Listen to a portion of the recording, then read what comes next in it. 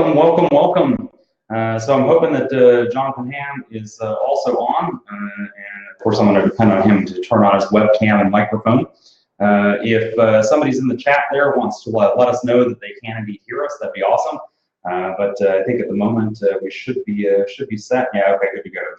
I've got confirmation that we are broadcasting audio. Just waiting on Jonathan to bounce in there as well. Right, so I know Jonathan's here. Just needs to enable. Trying to grant permission to audio and video. You're going to Mac because that's awesome because you get a chance to do Chrome and then reset again. Okay, so look, while Jonathan gets set here, I'm going to get started. I'm quite sure he'll be rocking and rolling. So let's get started here chatting, and then as Jonathan jumps in here, we'll discuss a little bit further and bounce back and forth. If you have any ideas, of course, feel free to drop those into chat. We certainly want to keep this as interactive as possible. So for those that haven't heard, it does appear that the government shutdown impasse is at an end. And that, at least for the short term, and that we'll be funding the government now for 3 weeks. Right? So it sounds like this is going to, everything's going to reopen on Monday, and we'll have a whopping 3 weeks of funding. I mean, 3 weeks, right? So the question is, what do you do with 3 weeks, right? So what do you do actually with 3 weeks? Well, what does that look like? And there's some real IT and cybersecurity challenges here, right? I think one of the first things that I have to do to kind of, or that I would do as I'm thinking about this, I think would be that, let me make sure that Jonathan, that I'm not the one screwing him up. No, I think he's okay there. Maybe can I turn his on? Can I turn his camera on? Well, I tried. I requested to turn on his camera and mic, so it's not on my end. If it's on his, then that's a whole different thing. Okay, anyway.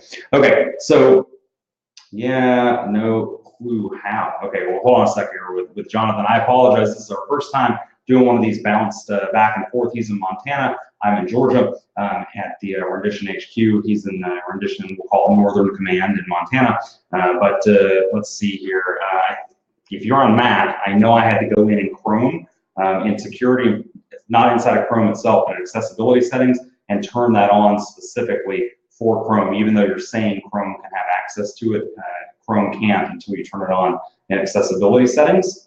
Otherwise, and on the top bar, there's a little microphone and a webcam looking buttons that say off currently. Otherwise, you just go kick them on. And worst case, by all means, I guess, contribute via chat. Are you on Mac or PC, Jonathan? Excuse me. It's PC. Okay, you're on Mac. Yeah, if you're on Mac, you've got to go into security settings and grant explicit permission for Chrome to be able, I presume you're in Chrome. If not, I do Chrome. But explicitly turn on Chrome and or mic and webcam access for Chrome itself, which is weird because Chrome pops up and says, "Can I have access to this?" You say yes, and then it says no. Give me 1 second here, everybody else, because I'd love to get Jonathan's expert opinion on this as well. I think it's going to go a heck of a lot better if indeed we've got that. It's in, let's see, security and privacy. And then if you click the security and privacy tab, there's a privacy tab all the way on the right. And then you ultimately are going to enable for camera and microphone. You're going to go in and add Chrome for that, right? So, okay.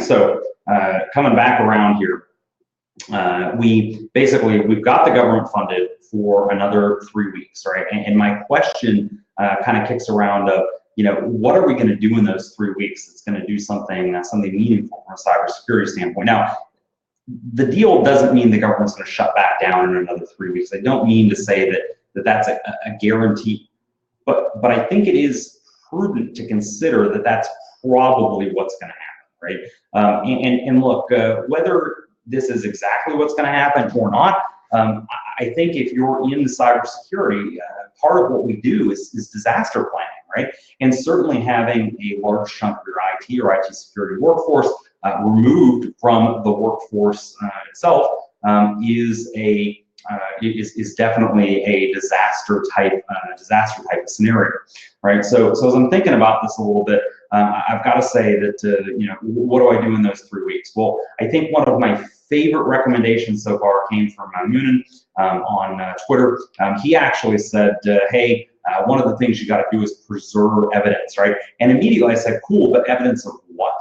Because I had a lot of other ideas, but I got to tell you, I'm a big fan of his idea here, and the preserve evidence and evidence of what. I think you got to step back and say, okay, look, we know we've been gone for 30 some odd days, right? And look, I know there are people manning the helm of some of these security operations centers. Make no mistake about it, we're missing a lot of our users. Obviously, a lot of our users, right? We're also missing in addition to missing our users, we're missing a lot of our systems administrators.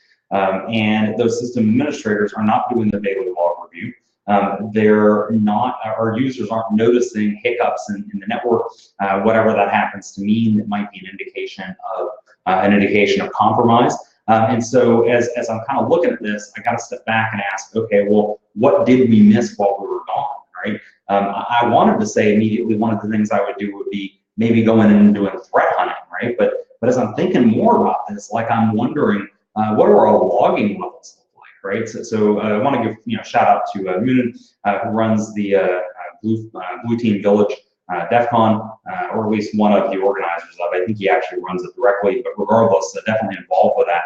And this is a really, really salient point, right? Because evidence of what? Well, look, obviously things are aging off of our SIM, aging off of our full take packet capture. By the way, what an interesting thing here as far as preserve evidence goes, because a lot of the networks that we see are geared for networks that we see full take packet capturing.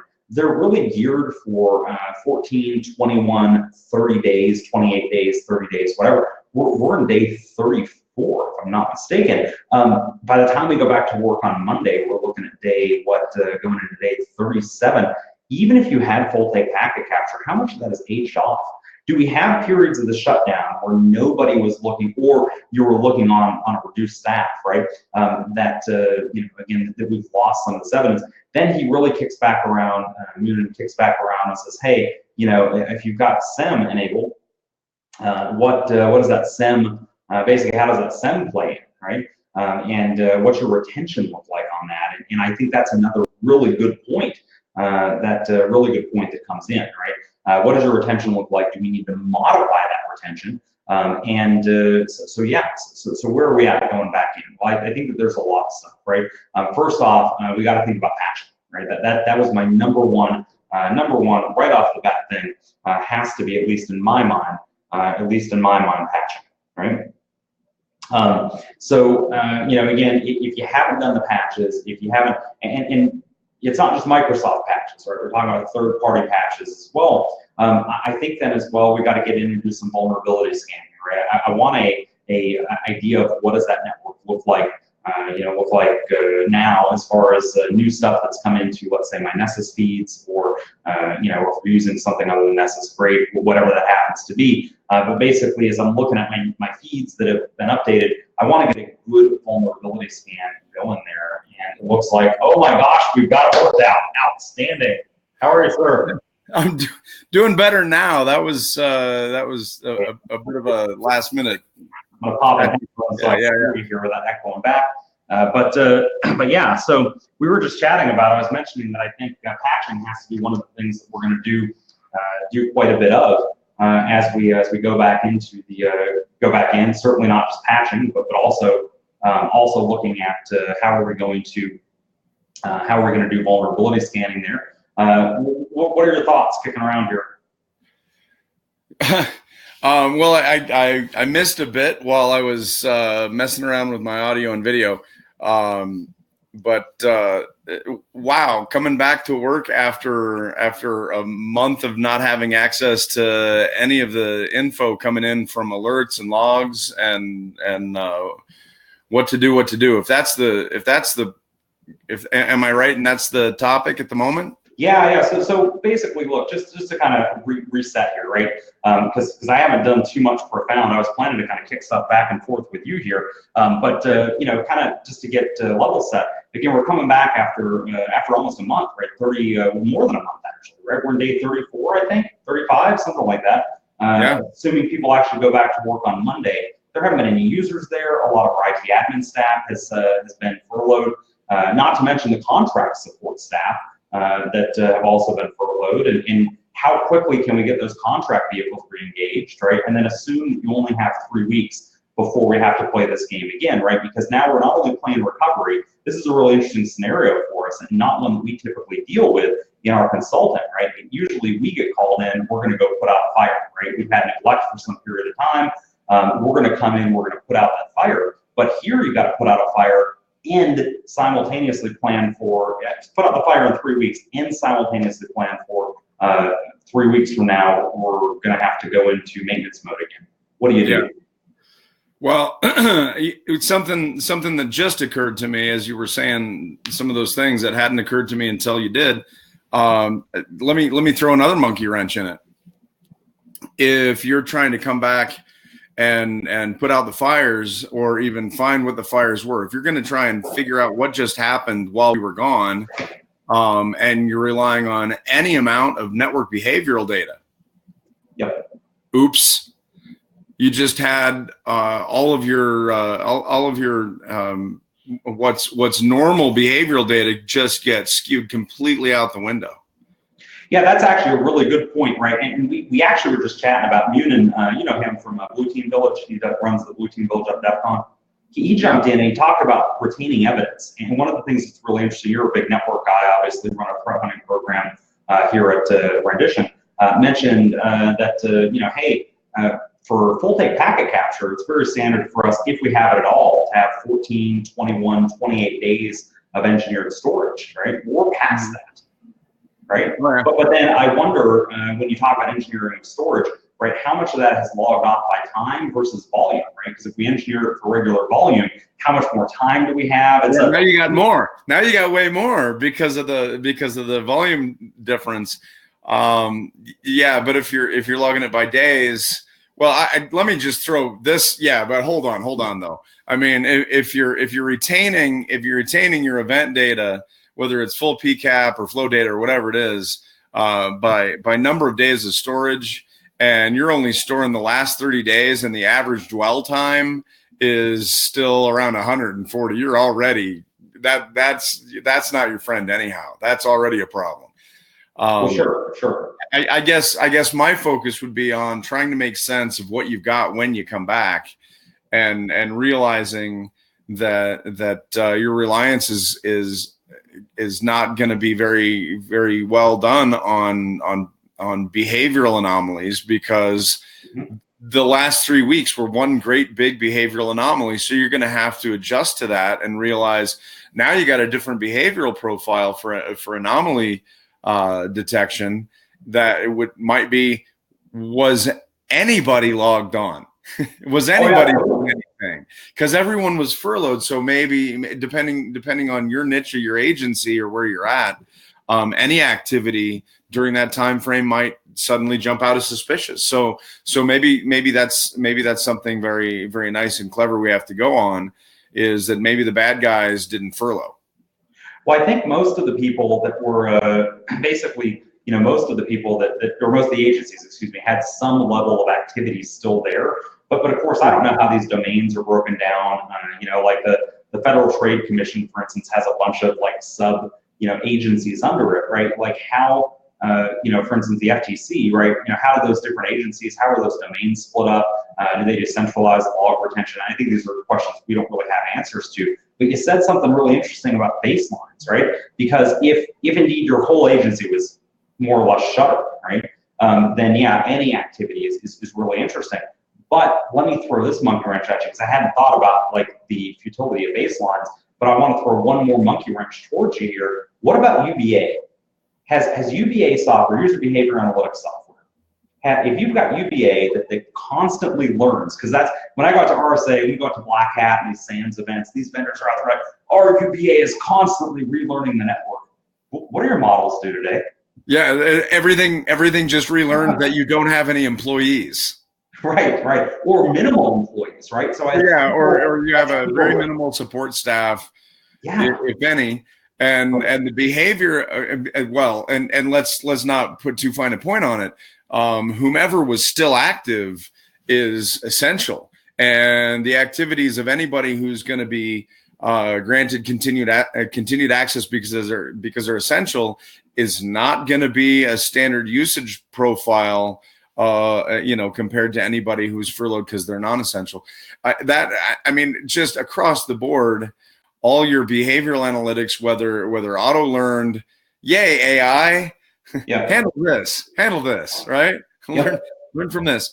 All of that's going to be skewed, but I mean, I think it could be a pro and a con. I mean, the con is that your previously learned behavioral bench lines are out the window.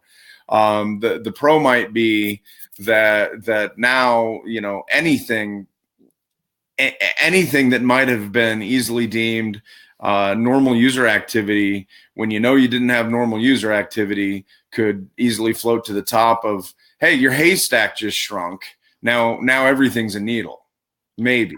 I mean, you're right. It depends on the niche of the agency and the domain and the sphere of control and monitoring.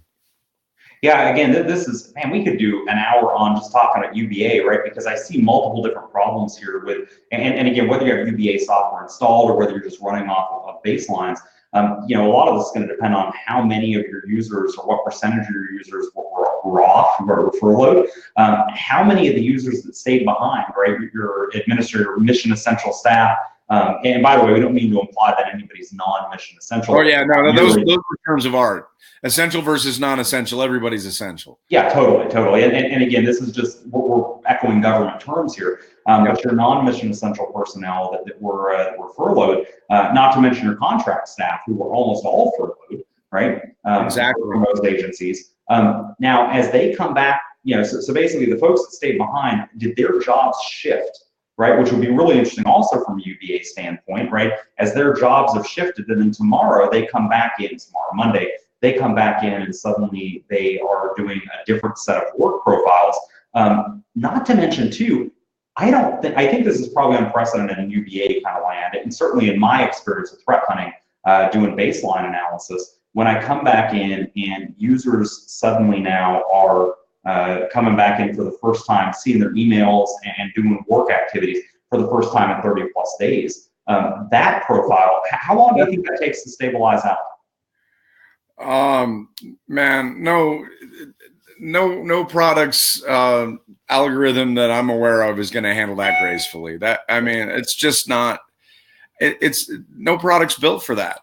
Right. No business that I'm aware of. I mean, this is totally unprecedented, not just within government, but this is unprecedented within any normal business activity, that the business just flat shuts down or goes on a skeleton staff, with the few remaining taking on completely different behavioral roles across the board for a 1 month period. I mean, if anything, maybe that gives us a, hey, happy, it was a knowable period, a slice in time that we can treat differently, and eject out of the learning curve potentially. But what product's even built for that? Yeah, no, definitely. I can't think of one, right? So it sounds like we're down to manually hunting. And would you agree that this situation favors the attacker?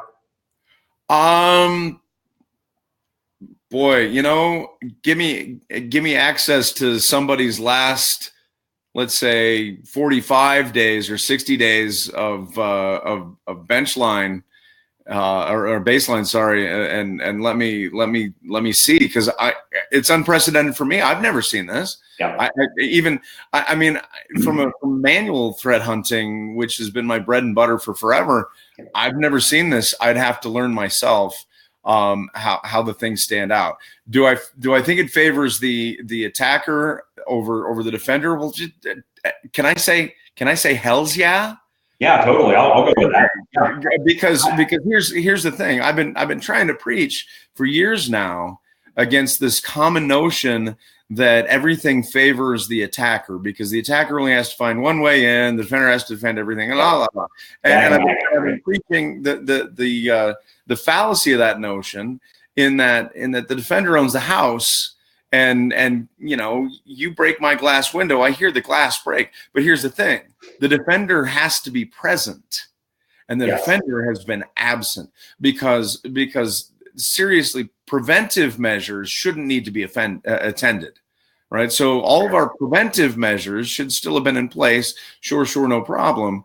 But those can all be circumvented. Those can all be bypassed by a savvy attacker. So the attackers get a 30-day free, 35 free days, right? Because all of a sudden it's the defender who's absent. And guess what? Detection and response of those three: prevention, detection, response. So those three, detection and response, require human activity. And if the humans are gone, of course, this favored the attacker, and now us defenders are having to scale up, detect, and respond against a wall, behind by a month, and our tools hobbled for any auto behavioral analysis that we may have relied on. And that's not even what I thought we were going to be talking about. Well, let's move to that, right? Because I got sidetracked thinking about the what are we going to do when we get back in there, right? But let's talk about what do you do with those 3 weeks? I mean, TLS certs expired on a huge number of domains. Obviously, we got to get those renewed. Obviously, we need to look at what else is coming up. Let's say, how far out? You say 90 days maybe, and make sure those get renewed before we potentially furlough again? Well, yeah, the biggest thought in my head when you said, "Hey, let's do this talk," and I was thinking, man, what would I talk about given this new shift in circumstance? Something again that hadn't occurred to me until you said, "Hey, let's talk about this." Man, not everybody, but a whole lot of people's threat model just got forcibly and painfully updated. It's just at the personal level. If you rely in any way on federal funding, and that, we keep talking about federal employees who bore this directly, and it's okay, they're going to get back pay. Well, that number and half again of contractors aren't going to get their back pay. So from a personal perspective, there's your threat model. If you were in government service because you figured you were giving up you were giving up premium pay rate for benefits, one of those being a stable income, that's now not a thing. If you're a landlord with a substantial number of Section 8 lessees, you maybe already or were on the verge of defaulting on a mortgage because of government. You're not a government. Yeah, totally. Yeah, but in general, if we dial it back into just our community in cybersecurity, I saw you commenting and thoughtfully so about all the folks with clearance who are, God knows what I would do if I was in a position of I can't buy food for my kids. Right. My mortgage is in jeopardy, and I'm sitting on state secrets that I know have street value, and someone comes at me for them. I mean, I hate that. I hate that scenario and even having to talk about it. But it occurred to me to think about it in two separate classes of individuals who now we're in a target-rich environment. Yes, we're totally a target-rich environment. You hit that nail on the head, Jake. Absolutely, we are. Any nation state, any adversary who wants to come after us for in any way for state secrets, that level of data, there are the people in government service who are cleared, who should be trained to know how to handle that, and who should see that threat coming, who should realize, hey, look, we're in a target-rich environment. I know there are going to be people coming at me who, in the most lateral and obtuse and obscure ways, trying to entice me, to ease my pain for something that doesn't seem important. We've got people that are going to be aware of that threat, and to those people, I would say, hey, guess what? Let's be a defense-rich environment. If you're, when those people come, man, you know what chain to escalate that to, and there's going to be threat agents who are going to take more of a risk. they're going to come at you in ways they might not have, hoping you're weak. Play the stronger hand and report up chain. Anything weird coming at you, that can turn that around. But if you're let not, me ask about this, because I kind of go ahead. Just to pivot off of that, right? Because this is really interesting, right? Because I would, we've chatted a lot about this, both publicly and privately. Wait, did you disappear? What the heck? You disappeared. Okay, well, there we go. We'll Sorry. see. Now you're good. No, there we go. Yeah. Okay. So we chatted a lot about this both publicly and privately on that end, right? But what I hadn't really thought about was the way that we typically detect our insiders is, again, with behavioral analytics, right? And again, prior to us starting this, we hadn't really chatted about the fact that our behavioral analytic models are completely out the window and will be for some time, right? So it's not that I can re-baseline when people come in. Again, it's an unprecedented event. They're going to do things that they wouldn't do ordinarily and that are never going to be done again because they're trying to recover from 30 days of, what I haven't thought about here too, that we haven't touched on, taking us out of the insider piece of it, coming back to IT operations. How many of your passwords have expired? I hadn't thought of that either, man. Yeah, I mean, so what percentage of your passwords have expired? What percentage of people go into work? And by the way, if I'm password spraying, let me tell you, Monday is the time I'm going to do it. It's going to be Monday afternoon, right? After the people, if I'm already in the environment, I'm trying to password spray and get new accounts. Even if I've already done that while they were gone, and I probably wouldn't have given how noisy it would have been, that's when I'm going to do it, because how are you going to find my failed logins in the millions of failed logins? Millions, right? I mean, it's 800,000 people that return back to work, right? How do you find, and let's assume that even half of them day-to-day log in, right? This is just beyond. Let's assume all of our government agencies are relatively latently FISMA compliant with NIST guidance on passwords every 90 days, man. That means a third of 800,000 people's passwords were expired when they are going to be expired when they show up on Monday. Because let's not presume they just show up today. Right, but I don't think is it officially done? Are we officially open again, or I think Monday is the reality? I don't know. I saw there we go. That, right. I saw bits of it. I don't think anything's signed yet. Yeah. Okay, so we've got this massive set of failed logins, right? And obviously we're FISMA compliant. We're going to assume we're FISMA compliant, right? And so by the way, too, forget about the fact that you haven't been in for the other 66%, the other 2/3. Let's assume that they actually remember their passwords after being gone, changing them every 90 days and being gone for a third of that time frame, right? Because I think it's really that middle third. What's a third of 800? What's a third of 800,000? Yeah, and that's your lower bound. Yeah, pretty much, right? And so you've got this massive set of failed logins, right? Obviously, this now is flooding your security information event manager, SIEM systems. What do you do there? Well, and also, how happy are you on help desk on Monday? Oh my gosh, no. I mean, look, I already wasn't happy in general, right? The fact that I was furloughed and had a bunch of uncertainty and all that. But you're right. How happy am I on help desk? Does this take another morale hit?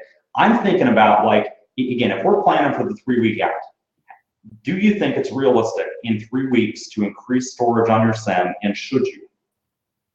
Yeah.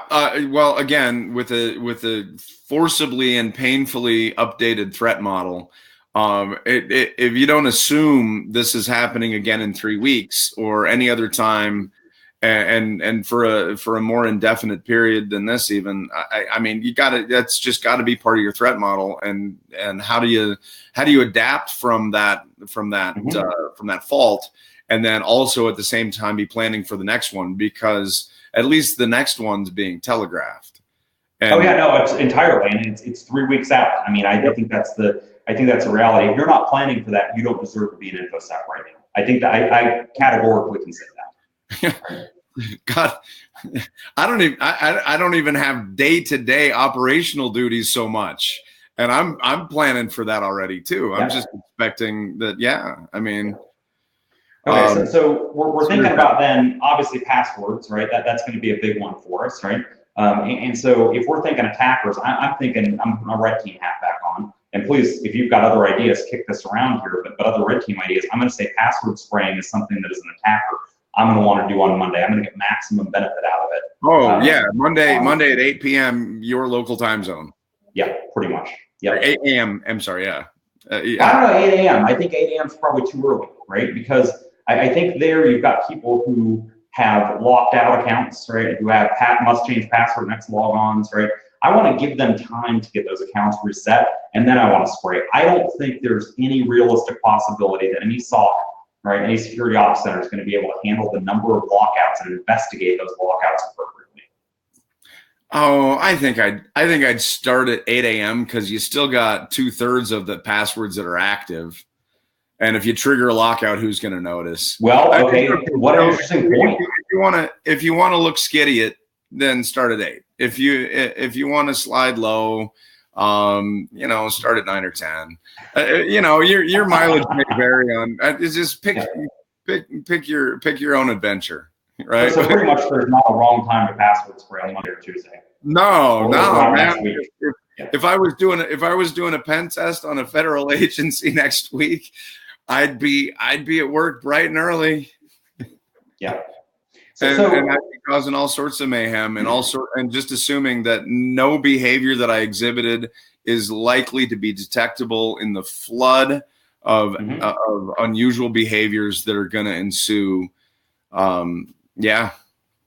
Okay, let me pitch this one to you. System admin. Let's say that I've got two scenarios here. One's a managed server, right? So everything's forwarded with SEM, everything's set, it's a part of a domain. And you can make these, well, I guess it's domain. You make a Linux, Windows, whatever you prefer here. But you're working this managed app server. What do you do on Monday? What are you thinking specifically as a system admin? What are you going to do as you go back in there? What's the plan? Well, you're asking a network guy, and I've already said all my network data is skewed. Yep. Right. Yep. So I'm going all endpoint on this, and then I got to bounce it back to you. Do I have baseline endpoints whereby I can monitor change away from, right, or do I not? If I don't, why then I'm not. I gotta chew on that one on a back cycle. Yeah. But if I'm in a defensible environment, in a defensible network where I've got endpoint baselining established, and I mean that's the reliable bit, is that, look, I like the acronym TTP. Some people don't, but I'll spell it out. Tactics, techniques, and procedures. Man, I like that acronym, but in this context, some of those tactics, techniques, and procedures for the adversary are not going to change in this, right? There's still going to be. I mean, how the foothold is gained may be wildly different in this target-rich environment for an attacker to gain foothold. Although, let's also be clear: how many fewer people were to fish to click on a thing for the last 35 days? So, but that's all in their inbox, so they're all going to click at once. So I didn't. Ouch! Another ouch! Right? That's all going to happen. Well, let me ask you this: phishing. All the Steve secretaries are going to click the link on Monday afternoon or Tuesday. By Wednesday, Thursday, maybe sometime next week. Right. All right. For the social engineering first incursion. Yep. For the client side first incursion, but all the further movement on the endpoint is still going to have to involve change on the endpoint. So if you're baselined and you've got the ability to detect change on the endpoint, you're still in the same. I mean, that capability shouldn't be much degraded. So focus like a laser on change on the endpoint for the next week, because there's something. Client-side attack became less available for 35 days. Right. So do things like Responder, right? So if I'm looking at doing man-in-the-middle manipulation inside the LAN, that requires people to actually be there, right? And some of these agencies that are are more shut down, right? I think there were limited availability. You brought up something great though, phishing, right? And I hadn't really considered this again, but if you're an employee and or a contractor, what are you most interested in knowing? On Monday, you mean? Yes, Monday, Tuesday, anytime next week. When am I getting back paid? Yeah, man. What would you click on? Click here for info about how to claim back pay. Yep. This is phishing Christmas right here. Anyway, look, want to touch on.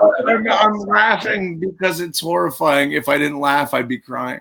No, totally. Hey, let's talk real quick about event logs, right? And I know you do a lot of work with tying event log information back to what we're seeing on the network, right? Very often we find in the environments that we work in that the event log data has a different retention time frame than our network data, right? Sometimes we have more, sometimes we have less. Obviously we're going to look for scrub logs. Somebody in the chat, I won't call out my name because I try not to do that, but in the chat brought up the worry that people are going to get back and say, hey, all my logs have been scrubbed for the last N weeks, right? If you're an attacker, certainly that makes sense, right? In addition to scrubbing, we've had times, at least on red team assessments, where we've forced the log to roll over by generating lots of meaningless events, right? That's gonna get unintentionally forced by the previous issue of the 30% workforce with the logins. So maybe I'm curious, right? If you're an IT admin, does it make sense to beat the workforce in? And do you want to change and increase the amount of logging that you have available? Is that something that's practical? I'm hoping log retention from endpoint collection isn't a constrained thing in the first place, because I like to assume a defensible architecture, and in a defensible architecture, all that stuff is shipped in real time to an aggregator with so much disk that it doesn't matter. You also know me well enough to know I don't trust endpoint logs on the endpoint, right, at all. And the default retention space for Windows logs becomes meaningless with that view. But yeah, I mean, okay. So scoping that is still an issue. I'd hope everybody had enough retention period for endpoint logs to be able to do spot comparison by volume of events of what happens this coming week against what happened last month against what happened the month prior. Yeah. Yep. Just as a roughshod indicator of, again, maybe I'm weird on this one, but I still look at event logs by volume as behavioral indicators. Definitely. Yeah. Well, I know I'm not totally alone on that, but I know I'm off in the stratosphere by some people's perspective, is that people think about event logs by thinking about the individual event. I think about event logs in the aggregate as to how many of which kind, from where to where, much like I'm looking at flow data, how many connections to where, from where, how many, how many of a particular kind of event from a Windows event log. And if we're aggregating enough of them, even such that we've got them over the last 60 days, then I'd consider that still a fairly defensible position, because then you can compare volumes next week versus last week versus last month.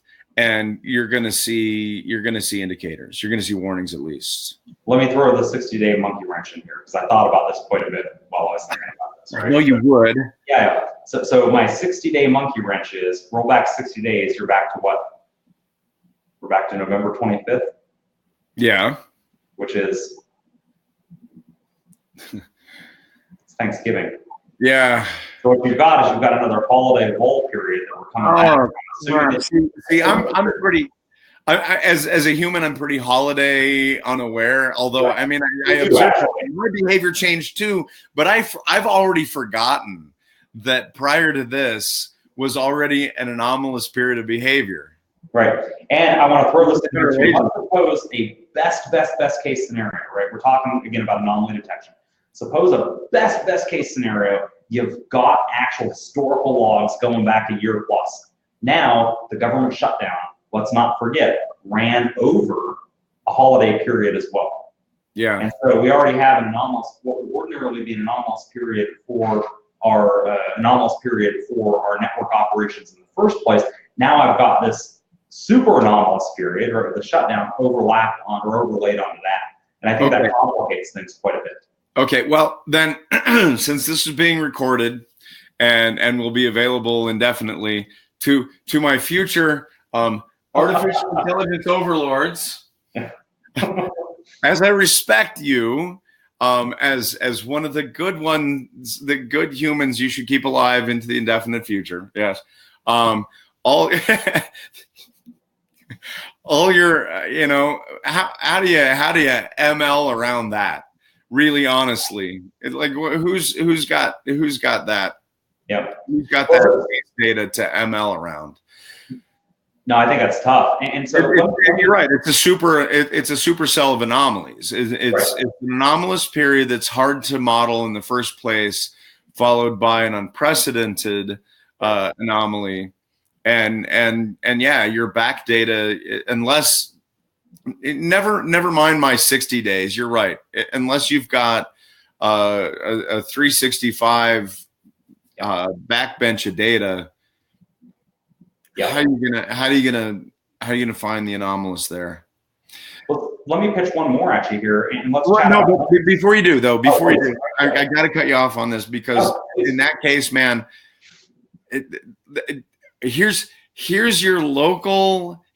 Here's your local neighborhood friendly network detection aficionado telling you, man, endpoint logs right now are gold because back to what I was saying, I gotta reemphasize that no matter by what magical Christmas anomaly anybody got this beautiful red team got this beautiful gift of how to slide under detection to get that first foothold in your network. Steve Secretary's boxes popped, man. That's happening. That was already happening. Now your chances of figuring that out from the ways you thought you might see that in the past, all my favorite ways, man, I gotta kiss them goodbye, right? But here's the next thing. You know what they still got to do? They still got to establish persistence. They still got to modify an auto startup extensibility point, an ASAP on a system, on an endpoint.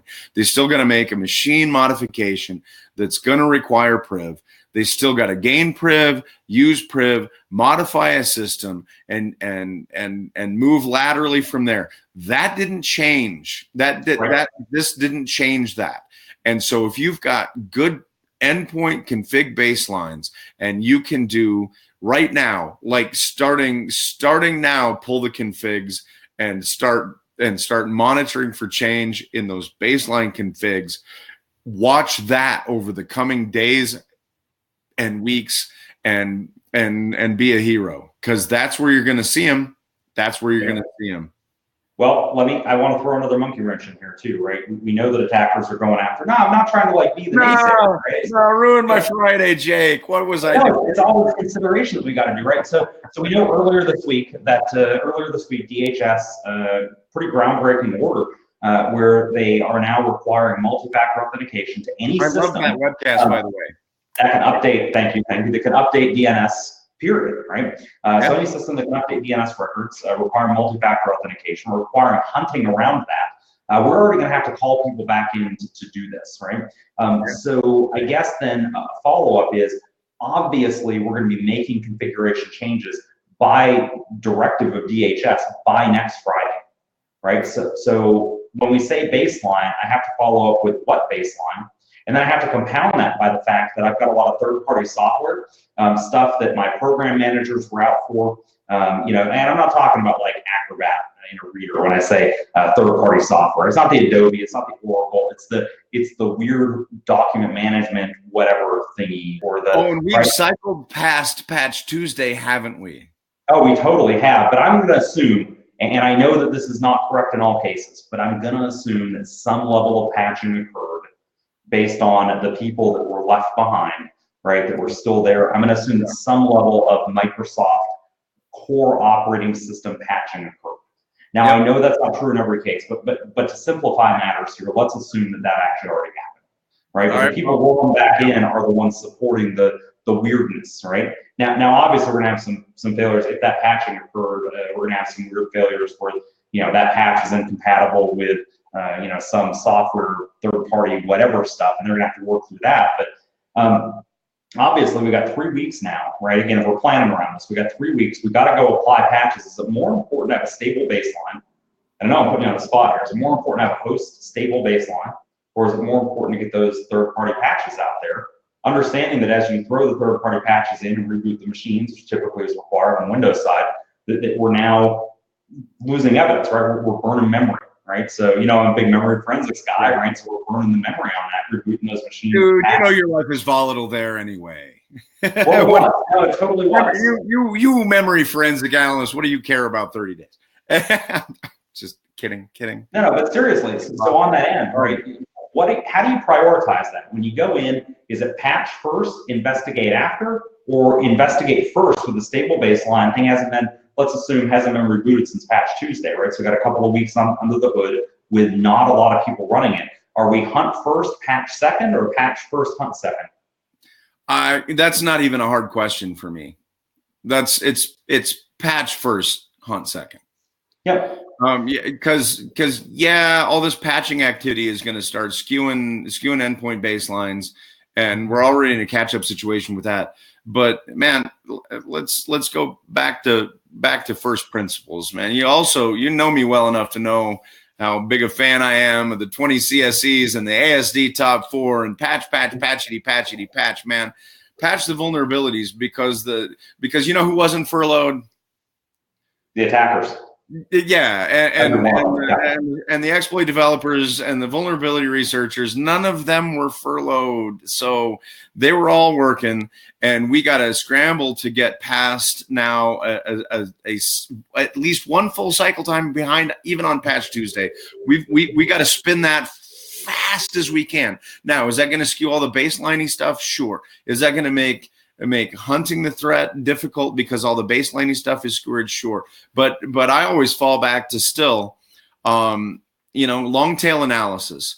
All that patching stuff is going to happen in bulk. All the things that we're looking for are still going to be one-offs and on the long tail of the curve of the least frequenty things, right? Yeah. Big change is going to happen over the patching mods that are going to happen to the ops. Operating systems, apps, and all that. And then the changes, I'm trying to get my left to right coordination. The little bitty things are still going to be the things of interest on scale. And plus, look, all modern threat hunting right now at its core is post-exploitation activity. So again, that stuff's not going to change. We weren't going to detect the initial exploit anyway, so let's patch against the initial exploit while we've got 3 weeks to get it. 3 weeks to get it done, guys. 3 weeks to get it done. Get them patched to rev, because you never know when you're going to get the next patch across. If this all happens again, 3 weeks to get it done. Yeah, no, definitely. So if I can, let me pivot over to Linux, because something else that hit me there is log rotate, right? A lot of times we talk about rotating logs and well, not just rotating logs, maintaining logs based on size. But the vast majority of Linux distributions today do it via log rotate. And what we're dealing with there is an actual time-bounded log rotation, right? Because it's talking about days. Can I just crumple that up and throw it right in the trash away? Because if you're relying on log rotate, that means that you're relying on local logs, which means you're not shipping them real time to a log aggregator. Well, I've seen some syslog servers in places that layer rotate. That layer, the aggregation. Yeah. Oh, okay, fine. You can have your wrench. Just threw up in my mouth a little bit. If you're, okay. Yeah, okay. I mean, we're not talking about SIM stuff here, right? We're talking about this isn't a replacement for a SIM, but for compliance reasons, a lot of people forward over to syslog server that has a lot of storage, and they log rotate based on dates, right? So, are we increasing that at this point? Let's say you were originally configured for 90, we've been out for 35, whatever. When you go back in, are you cool with that, or do we need to increase that?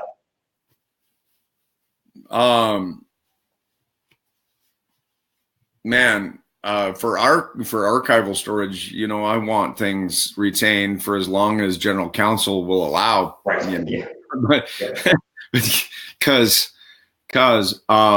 But from a technical perspective, hey, I don't know, invest in cloud storage or Best Buy for disk and amp up your disk storage, because your retention period needs to be. There's your threat model. Your retention storage needs to be longer for how long you think you might be. Well, how long the logs are unavailable, or how long the log analysts are unavailable. It's the same effect. Right. You got to plan. You got to plan for that outage. Yeah, so I'm looking at like at 35, 36 days, we start rolling people back in, right? And so then, and again, knowing that some security ops people have been there the whole time, but obviously running on skeleton crew, right? So I'm not going to pretend for a minute that everything that was supposed to be getting done or normally gets done was getting done. I think that's ridiculous to make that assumption. I'm looking now at, we're missing this 35-day block, right? 36 whatever day block by the time they get back in. Suppose 21 days from now 56, 57 days, we break again, right? Do you need, I don't think personally that you can do all the system maintenance that you need to do over the next 3 weeks and hunt for attackers. I don't think that's humanly possible. In addition to all the HR crap stuff. HR stuff you're going to have to deal with, with the, back paying and again, the flurry of phishing emails that are going to come around that. Particularly the contractors, right? Because the contractor, that's where there's a lot of uncertainty. And you and I both know the number one thing that gets people to click on a phishing email is it's not motivated by greed. It's generally resolving some uncertainty, right? You put them in a position of uncertainty and you give them a way out and they will click that link 10 times out of 10, right? 10 out of 10. Yep. So I've been a government contractor through a shutdown, and so I totally get, man. Yep. And if you're a bad guy listening to this, well, there's your freebie. All right, but so back to the central question. Look, everything needs to get thrown into ops to do all the things that we didn't get done in the last 30 days, patching and all that kind of stuff. That's just got to be the first priority. And I agree that we're not going to have time to threat hunt while we're doing that. So the hope is in 3 weeks, we can pick up threat hunting, or 3 or 4 weeks, whenever. Hope is not a plan. I know that, but ops has to come first. Meaning IT and sysadmin ops, all that's got to come first. That's got to absolutely take precedent, because we can't get caught 3 weeks from now unpatched against stuff that we needed to patch a month ago. That's just an untenable situation on top of an untenable situation. Okay. I hate to say that my own passion for hunting the bad guy is going to have to take the back seat, but it's going to have to take the back seat to that. All hands on deck. Make sure that we are prepared against the onslaught as best we can. Oh my God. If any of my students just heard me say, I just went all in on prevention and preparation for prevention. It's a different day. It's a different day today than the other days. Okay. It is. But part of that preparation is, as you were pointing out, get your detection amped up to be able to deal with another outage of 30 days or longer of human-based detection, so that you've got if it happens again and we come back here again and we're 30 days behind or longer, our ability to detect what just happened that far into the past, that we've got the adequate data retained to do it. If it means, like I said, man, all of a sudden, hey, there goes, throw some money at cloud storage. If that's your only option, or go down to Best Buy and buy all the 10 TB drives and hook them up to your 40K rack mounted stuff, just so that, however you've got to extend that storage. Little hat tip to DA667 on that. I mean, however you can extend your storage into Glacier or a bunch of 10 TB drives, whatever, so that you've got retention of those events long enough to survive the human outage, which is what all detection and response depends upon. And if we want to be properly prepared for a human outage, my favorite federal agencies, now's your time to do that. While your admins are patching the heck out of everything, you prepare for what are you going to need to be able to detect and respond to post-exploitation activity if you had to take 30 days away or more from the data that gives you the ability to do it, man. What if you gotta kiss your haystack goodbye, and for how long? Make sure something's reaping the hay. So let's kind of wrap this up here a little bit, and let's talk about like top 5 actions that we would recommend. I'll tell you my top 5 here, and I'm interested to know what you think as far as any deviation from these. But I think my number 1 is patch, and as I talk about patching and priorities, obviously core operating system. But what I'm really worried about right now are network accessible third-party services. Yeah. Right. So these are my document managements, my web apps, my struts, particularly the custom stuff that has a web component. I'm super worried about that, not just for the actual component of, and by the way, if it's government contractor delivered, I'm doubly worried about it, right? Because if they rely on a subcomponent like an image magic or you name it, right? Again, what basically has that filtered up, and have they even been work to filter that up? So my program managers, on Monday, I want them highlighting, and contacting their vendors saying, what do you have for us? What are the things we need to be considering around us? Number 2, I want brand new baselines, right? And I want to baseline this activity because, as you point out, this is unprecedented, but it's probably not the last, right? Oh, no, unprecedented just means it's the first time.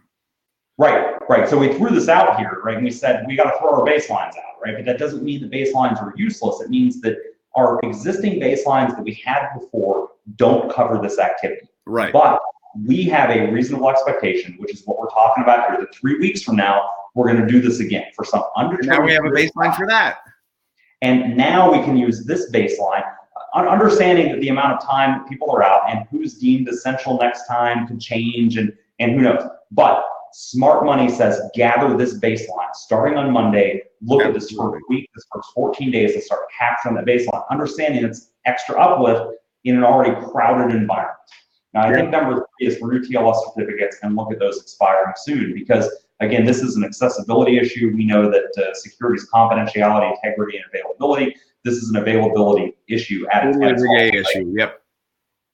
I think number 4 is I want to be prepared to disable accounts of non-essential personnel.